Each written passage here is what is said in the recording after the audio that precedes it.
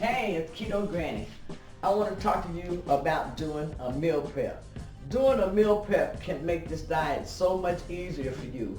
I'm getting ready to do myself a meal prep. I'm going to make something and put it in the refrigerator. Just make something simple. Keep it in the refrigerator so that you'll have foods handy and readily available when you get hungry.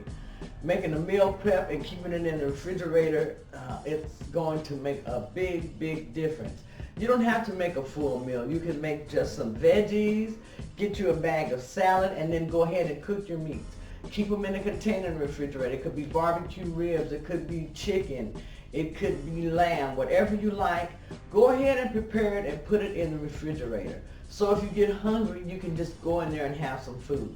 And as you're setting up your refrigerator, if you have family, put their food on either on a different shelf or, off to the side, but bring your foods to the front or have your foods readily available so that you can see those when you first open up that refrigerator door.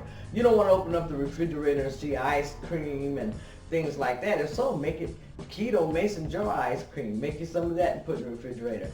I have fat bombs made when I need them. Sometimes I even have cookies and the mason jar ice cream. I have a sweet tooth sometimes.